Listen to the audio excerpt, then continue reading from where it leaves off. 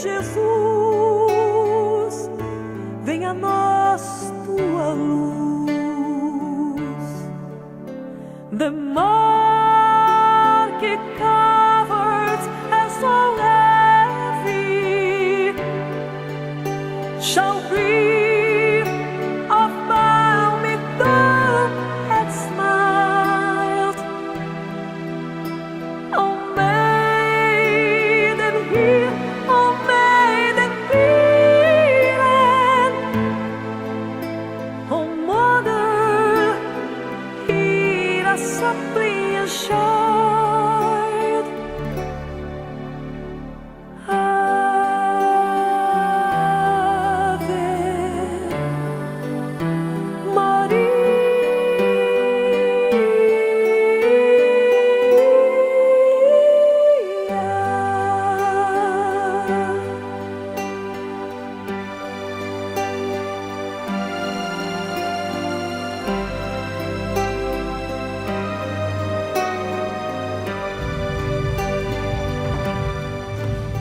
Meus caríssimos irmãos, que nos abençoe o Senhor Jesus, que Ele nos conceda tranquilidade, harmonia e paz.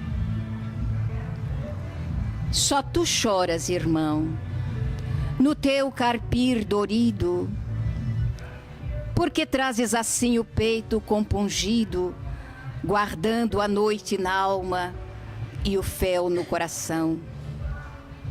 Eu sei, algo cruel te agasta e infelicita, um travo de amargor, de pena, de desdita, semeia de tristeza a tua solidão. A festa da natura, a festa gloriosa estranha ao teu sentir. Na noite dolorosa, ascendes solitário ao Gólgota infeliz.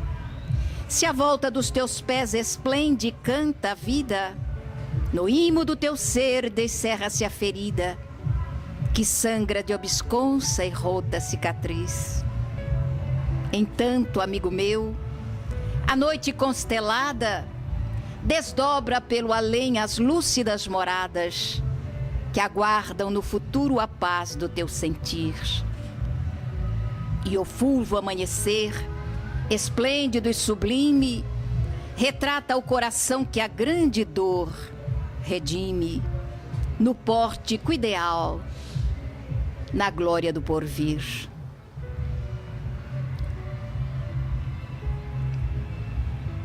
A excelentíssima criatura, doutor, professor Hippolyte Léon Denisard Rivail,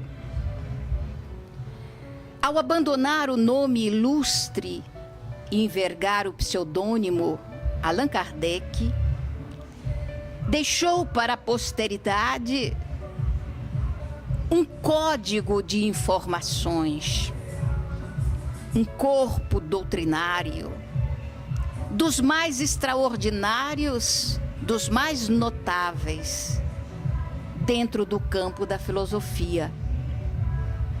Aliás, uma filosofia com bases científicas e consequências de ordem ética, de ordem moral, de ordem comportamental.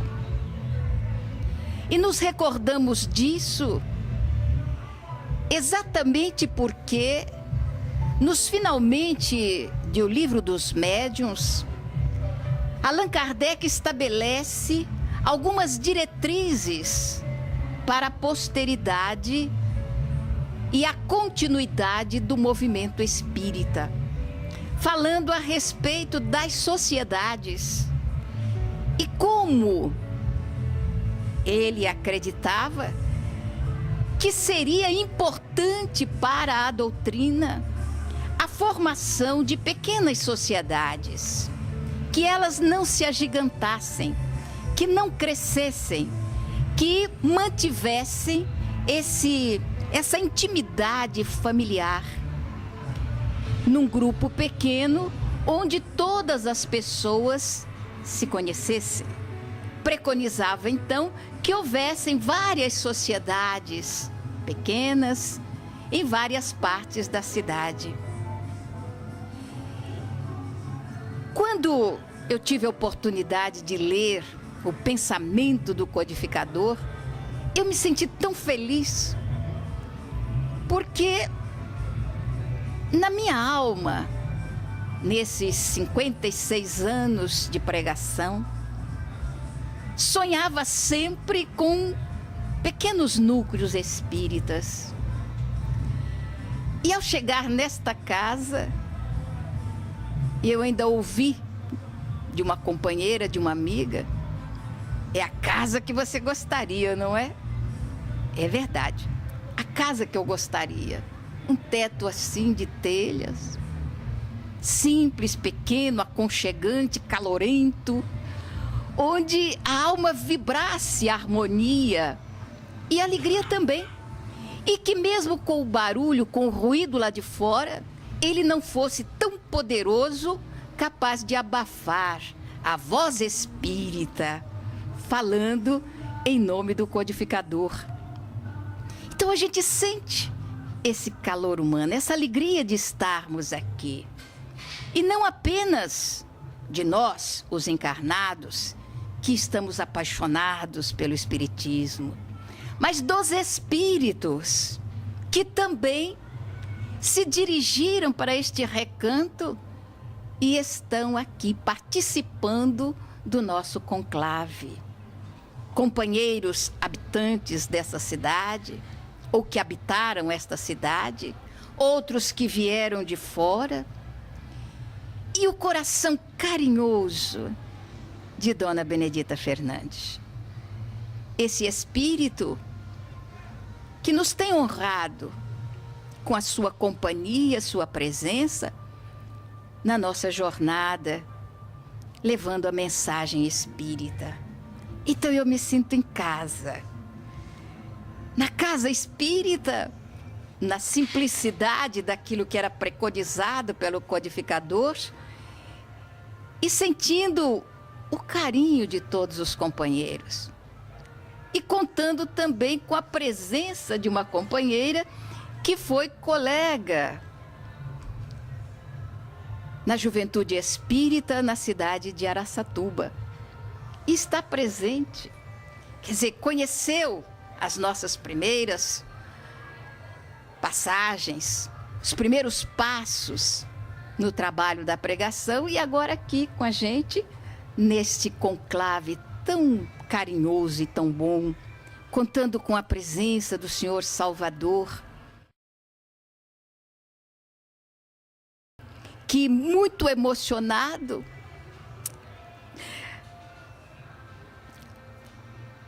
fez uma ode à aurora da sua vida, dizendo com muita ternura: as pessoas têm uma aurora e eu tive a honra de ter duas auroras. A aurora do meu nascimento, da minha trajetória, e a aurora que veio compor a minha vida. E neste momento, mais um sol se acende, aumentando para 3 as auroras da minha existência. Porque a felicidade neste momento é algo difícil de se reproduzir em palavras,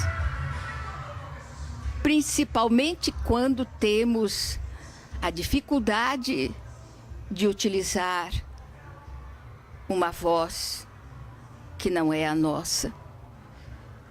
Todavia, sejam bem-vindos. Todavia, sintam-se em seus lares. Todavia, felicitem-se comigo por mais esta aurora que ilumina a minha jornada.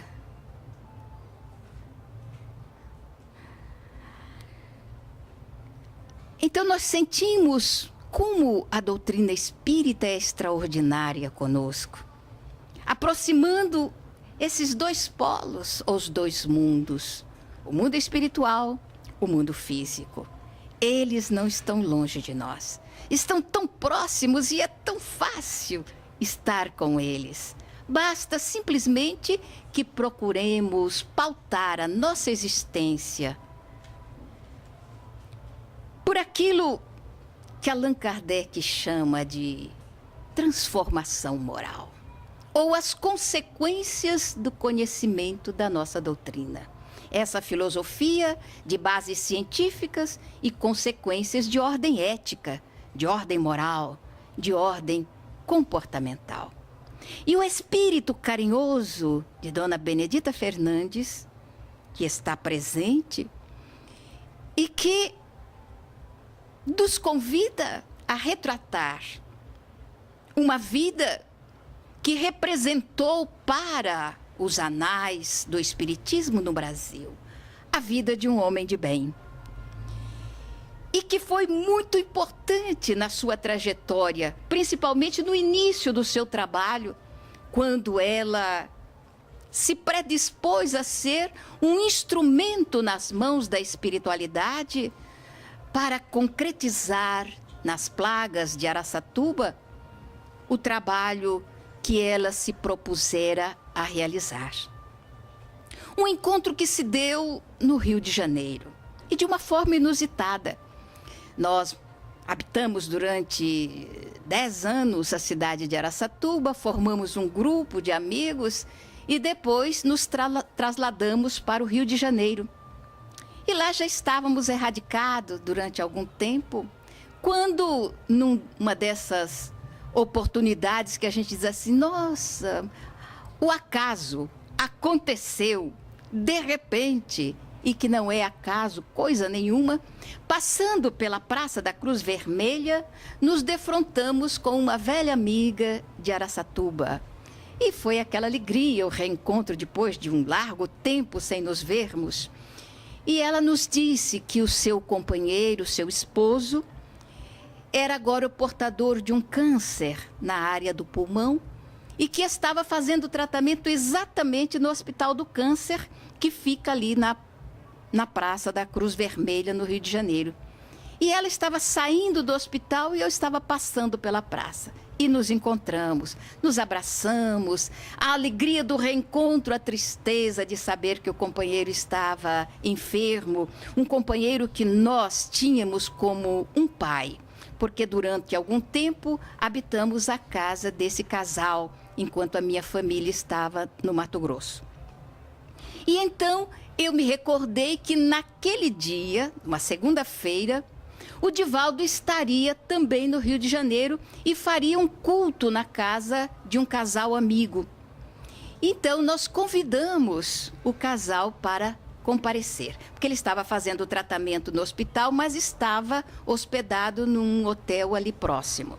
Então eu os convidei para participar do culto com o Divaldo e foi aquela alegria para o casal. Passamos por lá, pegamos o casal e fomos à noite para o culto do Evangelho. Eles estavam muito emocionados, primeiro pelo reencontro e depois, que era mais importante, o fato de participarem de um culto com Divaldo. Então, quando entramos, a primeira surpresa, Divaldo os reconheceu. Depois de um largo tempo sem vê-los, ele se recordou que, em uma ocasião, na década de 60, ele também se hospedara na casa desse casal, onde eu me encontrava hospedada também. E ele privou da convivência com o casal durante algum tempo. Então foi um reencontro feliz. E o culto transcorreu, a leitura do Evangelho, os comentários feitos por todos e depois com o fecho magistral de Divaldo Franco, como não poderia deixar de ser. E terminando o culto, nos sentamos numa ampla sala e o casal estava sentadinho assim, escondidinho na beira do sofá. E então o Divaldo se aproximou e cumprimentou novamente o casal, falou sobre Araçatuba, falou sobre o encontro que haviam tido há alguns anos atrás. E depois, o senhor, que estava muito sofrido, muito preocupado, ele perguntou ao Divaldo assim: seu Divaldo, o senhor sabe, né? Eu estou aqui no Rio porque o senhor sabe. E ele começou a ficar embargado, emocionado. Estou aqui no Rio porque Pois é.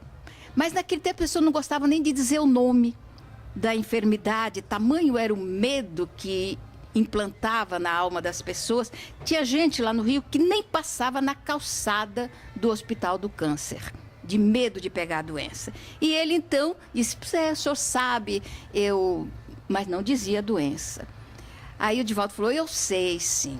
Estou sabendo exatamente o que é que está acontecendo. Aí ele fez uma pergunta: seu Divaldo, o senhor acha que Vocês entenderam, não é? É isso mesmo. O senhor acha que eu estou no fim? E o Divaldo, para minha surpresa, respondeu: sim, está, Ricê. Você está caminhando para o fim. E eu fiquei muito surpresa, porque normalmente o Divaldo não faz isso. Ele nunca diz isso às pessoas. Porque, apesar de sermos espíritas, fala a verdade, quem é que não tem medo da morte? Ela ainda é um fantasma que assombra a nossa existência. Apesar de saber da continuidade da vida, não existe morte, a gente passa para um outro plano, continua a viver. Apesar de tudo isso, fica aquela... Imagina se ela aparece ali na porta e fala: gente, eu estou aqui. Quem ficaria aqui dentro? E ele então começou a chorar mesmo. E a esposa o abraçou, chorando muito. E então o Divaldo disse: pois é, meu amigo, eu estou lhe dizendo isso porque aqui do meu lado tem uma pessoa que está me dizendo que eu posso dizer a você que você está no finalmente da vida, porque você está preparado para isso.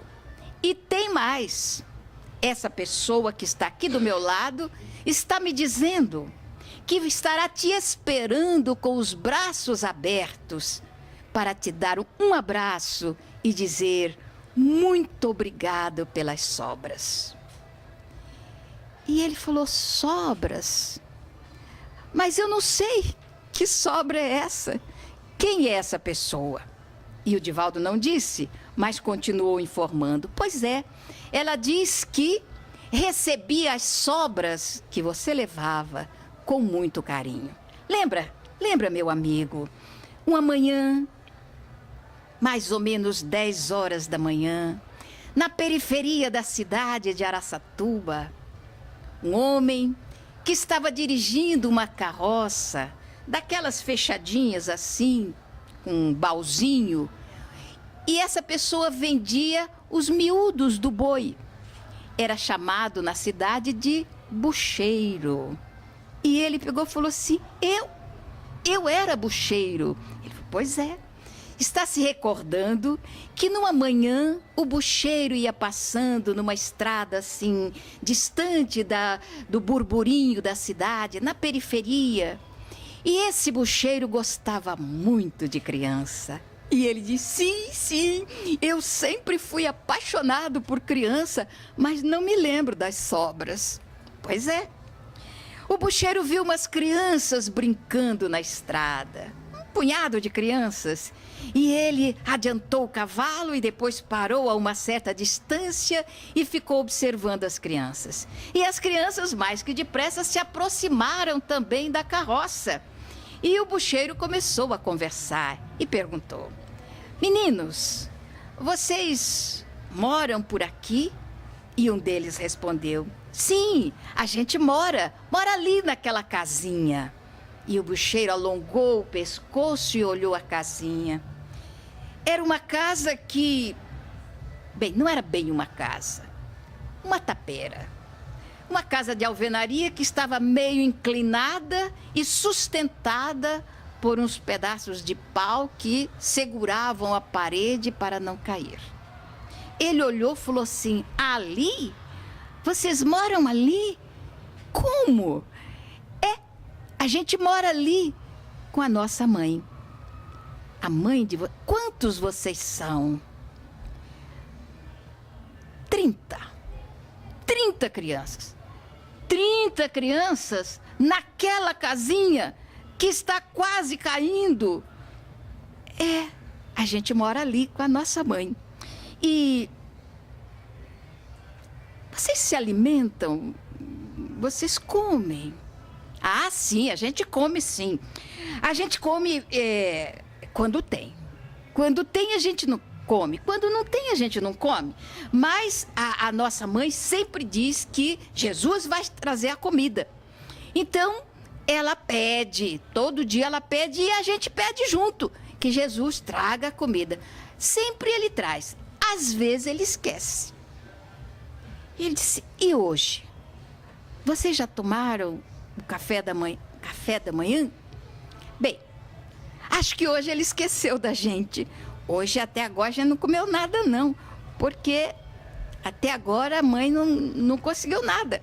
Então, acho que hoje ele deve estar muito ocupado e não se lembrou da nossa comida.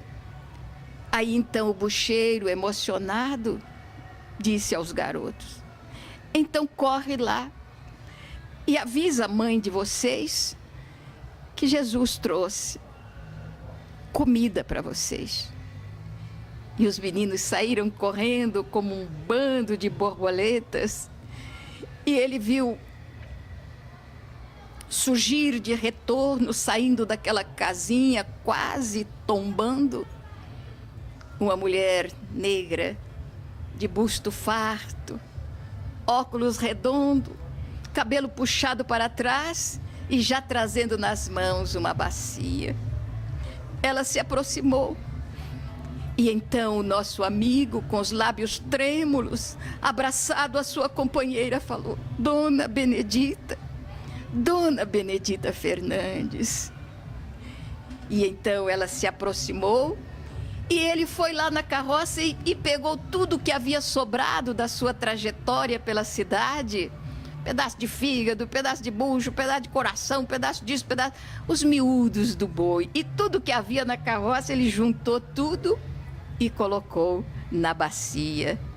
E disse à Dona Benedita: amanhã eu passo de volta para trazer comida para as crianças. Foi o primeiro colaborador de Dona Benedita. E o Divaldo continuou falando: pois é, mas tem mais um detalhe que você não sabe, ou que você sabe, mas nunca disse para ninguém, mas que ela sabe. Um detalhe que acontecia. E eu vou contar agora porque eu acredito que a esposa não vai ficar zangada. Porque é uma italiana, muito ciosa do dinheiro que vem para casa, e conhecendo o marido que tinha, sabendo que se ela abrisse a mão, ele distribuía tudo para todo mundo e eles ficariam sem nada, então ela impunha uma condição. Ela contava tudo que colocava na carroça, fazia as contas e dizia: ó, você está levando isso e tem que trazer isto de volta. Se vender tudo, dá isso. Se não vender, a gente faz depois o levantamento. Então, a Dona Benedita está contando que você saía pela cidade pensando: tomara que ninguém compre, para sobrar mais para as crianças de Dona Benedita. Mas, meu Deus, o que eu vou dizer a Matilde quando chegar em casa? Mas tomara que ninguém compre, para sobrar mais para as crianças. Oh, meu Deus, me ajuda a inventar alguma coisa para dizer para Matilde. E a Dona Benedita continua dizendo: acontecia alguma coisa que nem você prestava atenção que acontecia. As senhoras que chegavam para comprar alguma coisa, geralmente davam uma nota. E quando você ia procurar o troco para dar, ela dizia assim: não, fica com o troco, Ricieri. Não, fica com o troco. E acontecia então o milagre da multiplicação. Você ia para o encontro com Dona Benedita, levava uma boa quantidade para as crianças e chegava em casa e entregava o dinheiro na íntegra para a sua companheira.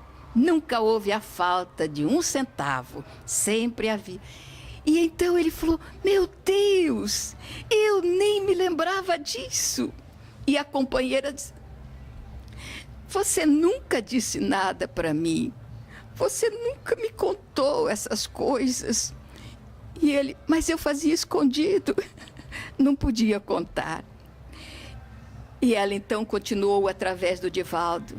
Depois desse encontro, nunca mais houve necessidade na casinha de Dona Benedita. Porque logo você, que era apaixonado por construção, apesar de ser analfabeto, você começou a fazer uma arrecadação entre os companheiros da cidade e a levar tijolos, cimento, e você mesmo começou a consertar a casa de Dona Benedita. E depois encantou-se pelo trabalho de construir e deixou a carrocinha de bucheiro para trabalhar na construção. Pedreiro, você se tornou um pedreiro. E pela dedicação ao trabalho, logo você começou a ser conhecido. E as pessoas então pediam: Sieri, você não pode vir aqui consertar alguma coisa? E você ia, consertava, e quando a pessoa ia pagar, você dizia o quê? E ele: não me lembro. Porque as pessoas boas, os homens de bem, fazem o bem e se esquecem do bem que foi feito. E ele: não me lembro. Mas ela se lembra. Você dizia: não precisa me pagar nada. Manda um saco de arroz para Dona Benedita. Não precisa me pagar. Manda um saco de açúcar para Dona Benedita. Manda um saco de feijão, um saco de farinha. Manda um pedaço de carne seca. E era assim que você recebia o pagamento pelo seu trabalho. E o trabalho de Dona Benedita começou a ser conhecido na cidade de Araçatuba. Agora ela já tinha um lastro de amizade, começado por você, meu filho. Com aquelas sobras que o velho bucheiro levava. E depois, com a informação que passou a dar às pessoas. Você cresceu, meu amigo. E ela cresceu com você também. E hoje, aqui, ela está ao meu lado dizendo: não se inquiete, meu filho. Você vai vir para cá e eu vou estar esperando, de braços abertos, para agradecer as sobras.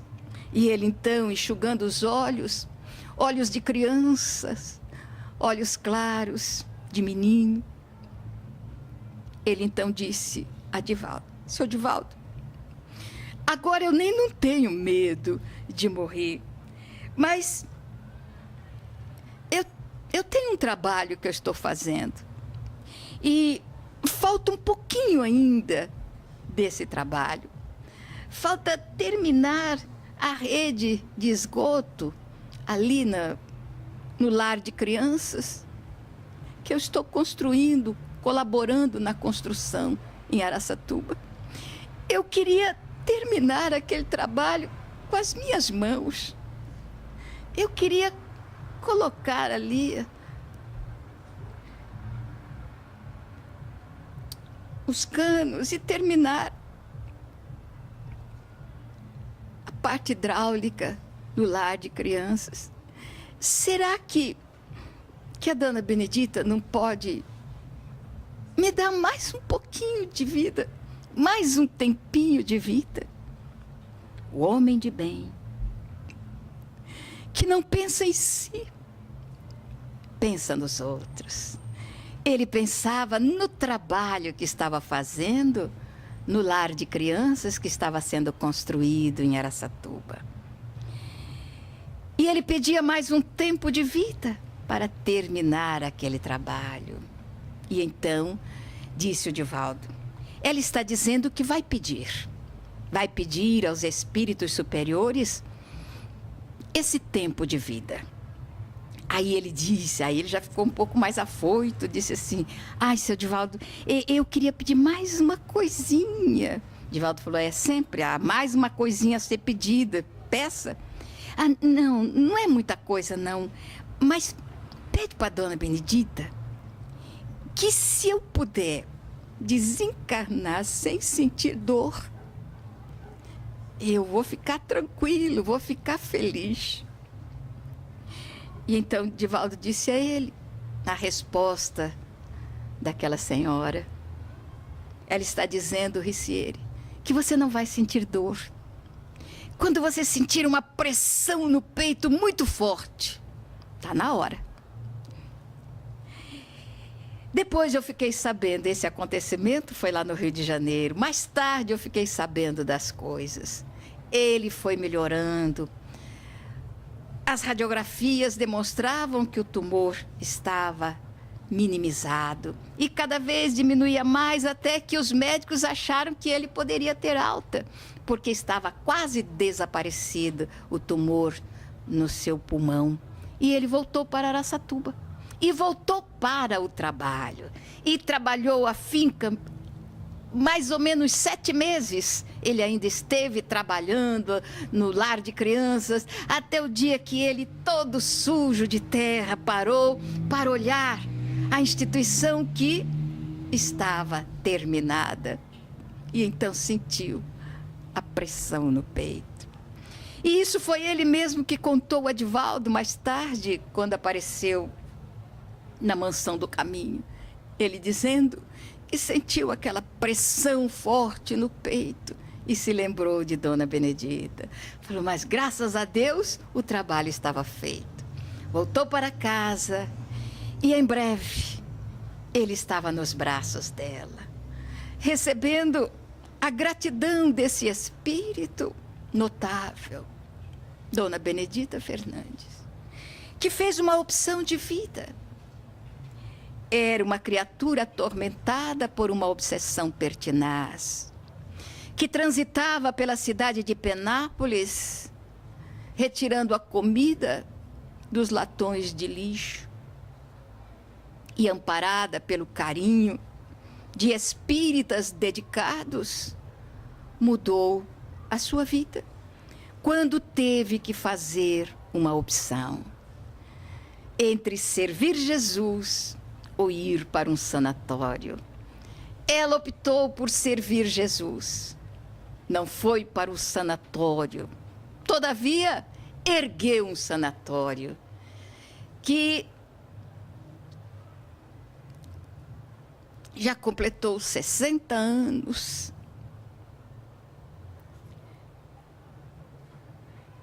Eu estou emocionada, acho que vocês estão notando, dá para notar. Vocês não imaginam a festa espiritual que está ocorrendo aqui, nesta casinha simples, onde nós estamos recebendo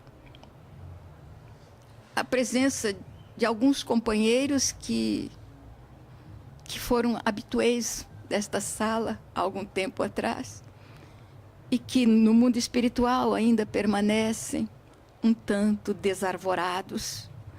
Mas eles estão encontrando um corredor e estão sendo trazidos para cá. Para nesta casa onde eles alimentaram muita vez as suas inclinações, para que eles possam receber esse passe carinhoso dos espíritos amigos que aqui se encontram. Então isso está me emocionando, vocês me perdoem. E então o nosso companheiro, recebendo o abraço de Dona Benedita, foi contar tudo isso para o Divaldo. Falou, pois é, seu Divaldo, imagina que era tão pouco, era quase nada. Eu só levava umas coisinhas de nada e ela nunca se esqueceu. Depois de tantos anos, ela não se esqueceu. E depois de tantos anos, aquela criatura que poderia ter ido para um sanatório, ergue o sanatório que hoje se chama Benedita Fernandes. E era tão impressionante a criatura que quando os pacientes entravam em crise, no tormento da loucura ou da obsessão, ela não permitia nenhum tipo de choque. Ela adentrava os quartos acolchoados onde eles ficavam e abria os braços. E então a criatura enlouquecida, desesperada, vinha aninhar-se no seu peito e se tranquilizava até adormecer. Ela tranquilizava os surtos de loucura dos seus pacientes com o seu abraço. Nós lemos no Evangelho homens de bem e ficamos sempre pensando nessas criaturas que o tempo marcou, deixando no coração das pessoas um rastro luminoso. Homens de bem. Pensamos em Francisco de Assis, pensamos em Chico Xavier, pensamos em Divaldo Franco, homem de bem, que ainda prossegue conosco, Dona Anália Franco, pensamos em tantas criaturas que já ultrapassaram a aduana da morte. No entanto, existem tantos homens de bem ao nosso lado. Um Ricieri Pugnale, que levava as sobras para Dona Benedita. O homem de bem, cujo coração apaixonado pela fraternidade, pelo amor ao próximo, esquecia-se de si mesmo para ajudar aqueles que estavam precisando. E às vezes até nem estavam precisando tanto, mas ajudava também. Ou um coração amoroso como Dona Benedita Fernandes, que ao defrontar-se com Jesus, mudou totalmente a rota da sua vida. Albergou crianças abandonadas e os loucos que ninguém queria. Albergou a todos com a ternura maternal que ela continua a exercer como um mandato luminoso no plano espiritual. E ela vai perfilhando os grupos espíritas que se recordam dela e traz as suas crianças que cantam, as músicas que ela ensinava quando saía com as crianças para arrecadar recursos para o lar de meninos e para o sanatório espírita. Ela continua na sua trajetória. E nós? O que estamos fazendo dessa mensagem notável que o Espiritismo, que é o Espiritismo e que está em nossas mãos? Vamos pegar esses exemplos e transformar a nossa casa em um luzeiro. Que essas portas se abram e que o farol da informação espírita se projete lá fora. Lá onde o vento da adversidade, do sofrimento, da loucura, da obsessão e principalmente do vício está soprando, atormentando corações, abramos as portas e eles, atraídos por esse farol, adentrará esta casa. Mantenhamos então a lucidez dos ensinos que o Espiritismo nos tem oferecido, alertando os nossos companheiros de que a morte é um engano. E quando essa solidão do abandono chega às portas do coração e que eles procuram um abrigo, um apoio, um amigo, alguém que lhes ouçam as palavras de dor e não conseguem, que eles entrem nesta casa, porque aqui ouvidos ouvirão os seus gemidos. Ouvidos ouvirão as suas mágoas, as suas dores. E as luzes do Espiritismo com Jesus irá encaminhá-los para um outro portal luminoso, o portal do despertar. Esta função da casa espírita. E sob a égide dos benfeitores, vamos nós, espíritas, meus irmãos, estender as mãos para a tarefa do bem, amealhando quanto pudermos, em termos de esforço pessoal, de dedicação, de entrega da alma ao serviço do bem. E essa casa vai crescer, não em termos de paredes, não. Serão paredes de luz, que ninguém segura e que não precisa de alicerce. Vai se ampliando, ampliando, à medida que eles vão chegando. Eles, a farândula dos atormentados do caminho. Aqueles pelos quais o Senhor continua até hoje, transitando pelos caminhos do mundo. Aqueles pelos quais o coração amoroso de Dona Benedita continua a servir, a trabalhar e a amparar. Aqueles pelos quais o coração paternal de Riciere Pugnale continua a distribuir as sobras da sua ternura para ampará-los e, naturalmente, albergá-los nas casas espíritas.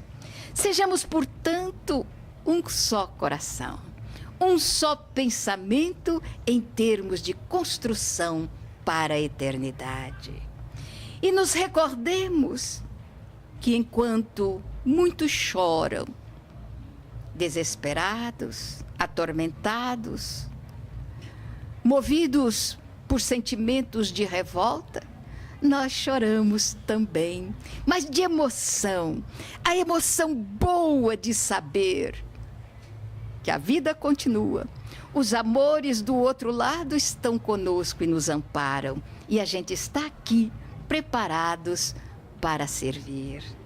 Só tu choras, irmão, no teu carpir dorido, porque trazes assim o peito compungido, guardando a noite n'alma e o fel no coração.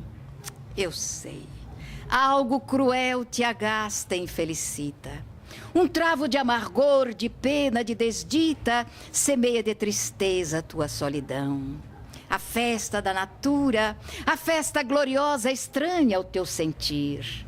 Na noite dolorosa, ascende solitário ao Gólgota infeliz. Se a volta dos teus pés esplende, canta a vida, no imo do teu ser descerra-se a ferida, que sangra de obsconsa e rota cicatriz. Entanto, amigo meu, a noite constelada desdobra pelo além as lúcidas moradas que aguardam no futuro a paz do teu sentir.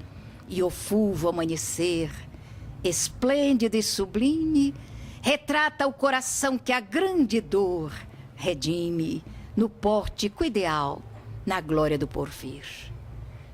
Queridos amigos, queridos irmãos, ofereçam as sobras da alma para aqueles que estão caminhando na solidão do abandono. E essas sobras terão um valor inestimável. E um dia, quem sabe, 2 braços luminosos se abrirão para nos receber nos pórticos do além-túmulo para dizer: obrigada pelas sobras de esperança e de amor. Muita paz, muito obrigada. Coloquemos na leira bendita da nossa meditação o proceder dadivoso das sobras do nosso tempo, das sobras da nossa vida, das sobras da nossa emoção, em dividir com os irmãos do carreiro um pedaço de nós, para que, fortalecidos, possam fazer a alquimia e preencher os espaços entristecedores de suas vidas, o que talvez a maioria das pessoas precisam é exatamente um ombro amigo, uma conversa fraterna, um pedacinho de linho enxugando as suas lágrimas, ouvir e falar, talvez as sobras que nós tenhamos é de ouvir os irmãos que, envolvidos pelo lume bendito da paz dos bons espíritos, despertam as sensibilidades íntimas e conseguem entrever as soluções ao verbalizarem suas dores. Lá no horizonte de suas vidas apontam as doces esperanças e eles mesmos dizem, estas mesmas almas sofridas dizem a solução que vão dar, que nada mais é do que o envolvimento com os bons espíritos que nós propiciamos através das sobras do tempo e da atenção, do sorriso, da meiguice que talvez não tenhamos, mas que naquele momento a produzimos e conseguimos então fazer na leira bendita destas almas o florescer da esperança. Que possamos meditar sobre esses elencos retirados deste cancioneiro bendito da caridade, espelhando a lição inesquecível contida no Evangelho sobre a rota humana na busca do aperfeiçoamento espiritual. Que possamos fazer uma religação, a religião no verbo religar e religando-nos às nossas obrigações, aos nossos objetivos, e não mais permitirmos essa fissão ego-self, que é o ego e o espírito, mas unirmos o propósito da vida e o propósito do amanhã feliz numa transformação lenta e gradativa do nosso ser. Sê conosco, Jesus amigo, nesta noite emoldurada de bênçãos, iluminando a nossa Ana Jaici, a nossa Nete, nesses périplos que fazem pela vida, levando a palavra renovadora do Senhor. Que todos possamos voltar para os nossos lares e marcar os nossos pensamentos com essas reflexões, para que elas possam produzir ações retas, renovadas, rumo ao aperfeiçoamento, objetivo maior da nossa meiga, terna doutrina espírita. Sê conosco, Jesus, inspirando-nos hoje, mas sempre. Que assim seja.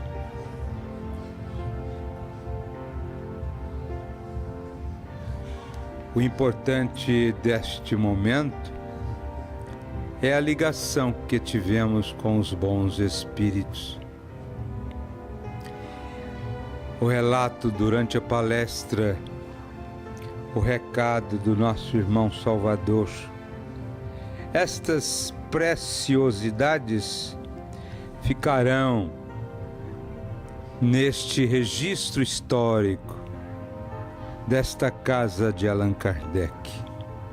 Que nós possamos ter, portanto, o maior carinho por este espaço, produzindo o melhor que possamos fazer para que ele se altaneie de forma contínua na transformação de nossas vidas, transformando este espaço num espaço de luz, abrigo da paz, porto seguro, que ancore aqui os náufragos da jornada infeliz da terra à busca de melhores dias. Que Jesus nos abençoe.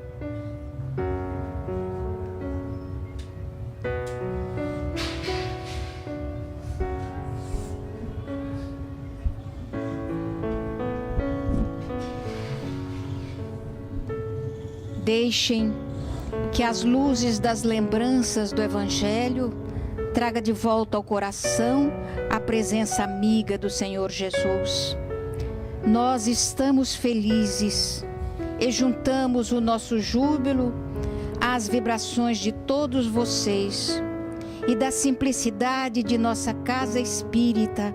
Permitamos que brilhe em nós a alegria de servir. Recebamos os que vêm cansados e combalidos, aguardando dos servidores do Cristo a messe de carinho e dedicação. Estou feliz. Obrigado, filhos.